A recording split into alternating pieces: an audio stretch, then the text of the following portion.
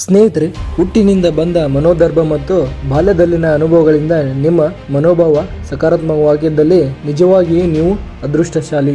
ಬಾಲ್ಯದಲ್ಲಿ ನಾವು ರೂಪಿಸಿಕೊಳ್ಳುವ ಕೆಲವು ನಡವಳಿಕೆಗಳು ಜೀವನ ಪರ್ಯಂತ ಇರುತ್ತವೆ. ಆದ್ದರಿಂದ ಆರಂಭದ ವರ್ಷಗಳಲ್ಲಿ ಸಕಾರಾತ್ಮಕ ನಡವಳಿಕೆಯನ್ನು ಬೆಳೆಸಿಕೊಳ್ಳುವುದು ಸುಲಭ. ನಮಗೆ ತಿಳಿದೋ ತಿಳಿಯದೆಯೋ ನಕಾರಾತ್ಮಕ ನಡವಳಿಕೆಯನ್ನು ಬೆಳೆಸಿಕೊಂಡರೆ ಅದನ್ನೇ ರೂಢಿಸಿಕೊಳ್ಳಬೇಕೇ? ಖಂಡಿತ ಇಲ್ಲ. ಇದನ್ನು ನಾವು ಬದಲಿಸಿಕೊಳ್ಳಬಹುದೇ? ನಿಶ್ಚಿತವಾಗಿಯೂ ಇದು ಸುಲಭವೇ? ಖಂಡಿತವಾಗಿಯೂ ಅಲ್ಲ. ಸಕಾರಾತ್ಮಕ ನಡವಳಿಕೆಯನ್ನು ಬೆಳೆಸಿಕೊಳ್ಳುವುದು ಹಾಗೂ ಕಾಪಾಡಿಕೊಳ್ಳುವುದು ಹೇಗೆ? ಸಕಾರಾತ್ಮಕ ನಡವಳಿಕೆಯನ್ನು ಬೆಳೆಸಿಕೊಳ್ಳುವ ತತ್ವಗಳನ್ನು ತಿಳಿದುಕೊಳ್ಳುವುದು, ಸದಾ ಸಕಾರಾತ್ಮಕವಾಗಿರುವುದು, ಹಂಬಲಿಸುವುದು, ಈ ತತ್ವಗಳ ಆಚರಣೆಗೆ ಬೇಕಾದ ಶಿಸ್ತು ಮತ್ತು ಶ್ರದ್ಧೆಯನ್ನು ಮೈಗೂಡಿಸಿಕೊಳ್ಳುವುದು, ಪರಿಸರ, ಶಿಕ್ಷಣ ಹಾಗೂ ಅನುಭವಗಳೇ ಇರಲಿ. ವಯಸ್ಕರಾದಾಗ ನಮ್ಮ ನಡವಳಿಕೆಗೆ ಯಾರು ಹೊಣೆಗಾರರು?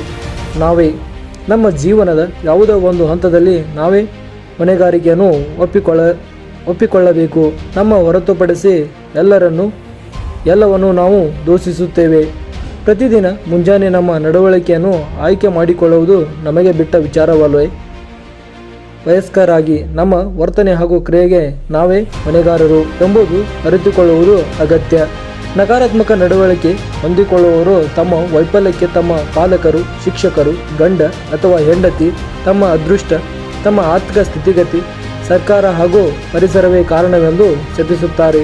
ನೀವು ಕಳೆದು ಹೋದ ಅಥವಾ ಘಟಿಸಿ ಹೋದ ಸಂಗತಿಗಳಿಂದ ಕಳಚಿಕೊಳ್ಳಬೇಕು. ಆದುದರಿಂದ ನಿಮ್ಮನ್ನು ತೊಡಗಿಕೊಳ್ಳಬೇಕು. ಸತ್ಯ, ಪ್ರಾಮಾಣಿಕತೆ ಹಾಗೂ ಉತ್ತಮ ವಿಷಯಗಳಂಥ ಸಕಾರಾತ್ಮಕ ಸಂಗತಿಗಳ ಬಗ್ಗೆ ಯೋಚಿಸುವುದರಿಂದ ನಮ್ಮ ಯೋಚನಾಗತಿಯು ಸಕಾರಾತ್ಮಕದೆಡೆಗೆ ಹೊರಳುತ್ತದೆ. ನಾವು ಅಂಥ ಉದಾತ್ತ ಚಿಂತನೆಯ ಸ್ಥಿತಿಯಲ್ಲಿರಲು ಸಹಾಯಕವಾಗುತ್ತದೆ. ಈ ಕಥೆ ನಿಮಗೆ ಇಷ್ಟ ಆಗಿದ್ದರೆ ಲೈಕ್ ಮಾಡಿ, ಶೇರ್ ಮಾಡಿ ಮತ್ತು ಸಬ್ಸ್ಕ್ರೈಬ್ ಮಾಡಿ. ಧನ್ಯವಾದಗಳು ಸ್ನೇಹಿತರೆ.